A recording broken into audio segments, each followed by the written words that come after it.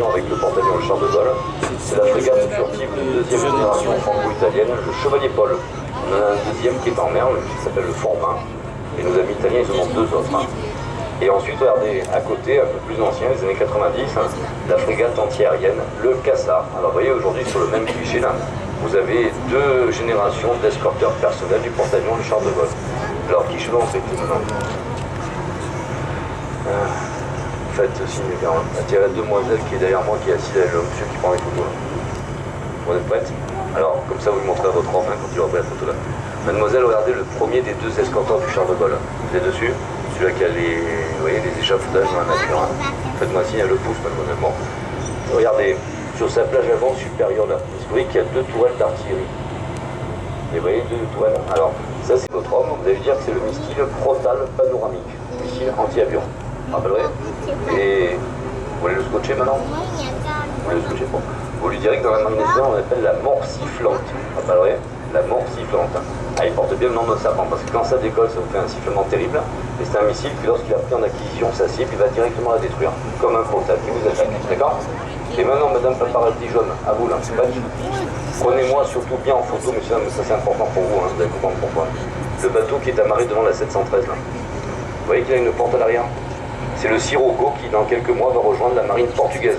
Alors lui, il est désarmé pour un vue marine nationale, mais revendu en état à la marine portugaise. Et si je vous dis que le prendre en photo, c'est qu'il y a une raison. C'est la génération avant les bateaux comme le Mistral Tonnerre d'Ixmude. Là, vous voyez, maintenant, les nouveaux, on appelle ça des BPC, bâtiments de projection et de commandement, tandis que le Sirocco aura été le dernier décédé de la marine nationale, transport de champ de débarquement. Il avait un frère aîné qui s'appelait la Foudre, qui a été déjà revendu il y a 4 ans à la marine chilienne. C'est bon? Alors dans 2 minutes, je vous montrerai pourquoi je vous ai dit de bien les prendre en photo là. Alors maintenant, le monsieur qui est devant moi là, ça va? Je peux pas la grande demoiselle là? Ça va aussi? Bon. Alors dites-moi, regardez, après le navire le Sirocco, mais sur la terre là. Est-ce que vous avez vu qu'il y a des conteneurs à grande majorité bleus là? On les déconstruit plus à grand coup de chalumeau. On les déconstruit avec des karchers à eau là, qui ont 2-3 000 bars de pression. Vous savez pourquoi? Je suis là, non. Le problème du chalumeau, c'est que ça brûlait également les peintures de coque de ces navires. Ça faisait des fumées toxiques, pas bon pour la planète et les enfants, tout ça. Et en plus, messieurs, dames, il ne faut pas oublier qu'on peut avoir oublié derrière la cale d'un de ces bateaux un bidon de peinture, un pot de graisse. Et la flamme du chalumeau pouvait entraîner de violents incendies, voire des explosions à bord de ces navires. C'est pour ça maintenant on les déconstruit à l'eau et l'avantage de ces karchers à eau là, c'est on peut récupérer l'eau ensuite et la recycler. On est bon? Allez, maintenant je vais vous montrer un bateau qui effectue une très bonne ligne maritime là. Parce qu'il faut penser aux enfants, à la planète, aux animaux. Messieurs, regardez le gros bateau là qui commence à apparaître là. Alors il est rentré ce matin, il est déjà à Lège, il repartira peut-être ce soir en fin d'après-midi. Alors regardez, là vous allez voir un des 3 bateaux qui amènent nos amis chauffeurs routiers entre Toulon et Istanbul, Istanbul-Toulon. Alors pourquoi c'est une bonne ligne maritime? Non. Messieurs, dames, n'importe quel expert de bateau de guerre, de bateau de commerce va vous dire qu'un bateau comme ça pollue 20 fois moins que tous les véhicules qui transportent à son bord. Donc on commence à réduire un petit peu la pollution pour la planète. Et deuxièmement, ça donne un petit peu de repos à nos amis chauffeurs routiers. D'accord? Alors maintenant, mademoiselle Bleue, t'es prête? Je veux te montrer quelque chose? Regarde. Tu vois, ce bateau, ils l'ont vidé de ses véhicules. Il y a des centaines de petits bateaux de plaisance qui sont hors de l'eau. Vous voyez, ce petit bateau de plaisance hors de l'eau? Ouais. Messieurs, dames, c'est ce qu'on appelle des ports à sec. Je ne sais pas si vous connaissez.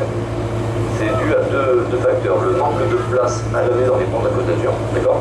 Et aussi certains ports qui ont des tarifs très très chers. Comme il y a la crise, les gens commencent à regarder. Alors, vous voyez, la solution, c'est ça. Acheter son bateau, s'en servir pendant les vacances et week-ends. Et tout le restant de votre bateau est mis hors de l'eau sur les grands terre-pleins.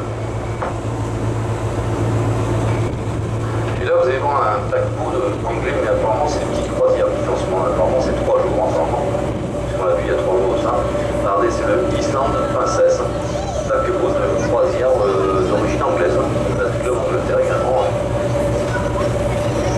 Alors, vous voyez, ça, c'est des bateaux qui actuellement ne peuvent pas rentrer dans la gare maritime du Toulon à cause de la forme des quais. C'est pour ça qu'il y a un grand projet là de transformer la gare maritime du Toulon pour accueillir ces gros navires. Ils ont même d'avis de transférer l'activité pour la Corse au port de marchandises. Là, vous avez vu le navire pour Istanbul.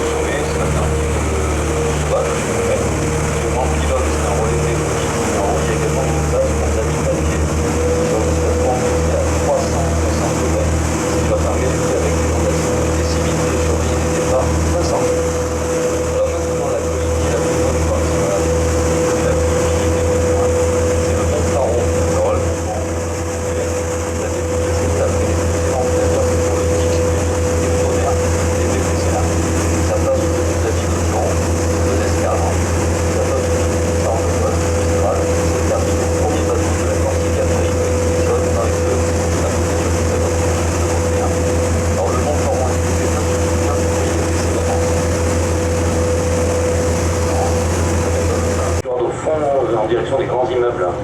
Tu vois notre temple à ciel ouvert? C'est là qu'on va prier. Attention, pas le dimanche, pas le blasphème. C'est le vendredi, le samedi. C'est le stade Félix Mayol. C'est là que jouent bien sûr les Rouges et Noirs du RCT Toulon, triple champion d'Europe, le big club toulonnais. La grande demoiselle Barbara, stade Félix Mayol. D'accord? C'est un grand chanteur toulonnais des années 1920. Et là, regardez, messieurs, dames, aujourd'hui, deux bateaux à vous montrer. Deux bateaux de la Corsica Ferry. Alors, vous voyez, le méga espace numéro 2 et le méga espace numéro 4. Des bateaux qui vous amènent donc directement entre Toulon, l'île de Beauté. Vous comptez à peu près 7 heures de traversée. Alors vous savez qu'il y a encore quelques semaines de ça, on avait une deuxième compagnie, mais ils sont très malins, on ne sait même pas ce qu'ils vont devenir. C'est la SNCM.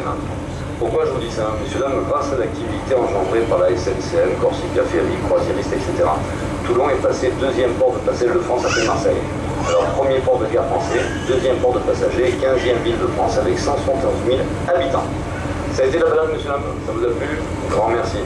Alors si vous pensez que l'équipage a fait son boulot, parce que moi je peux tout seul, mon chef mécanicien ou mon équipage va passer avec son traditionnel béret du marin, on vous en remercie d'avance.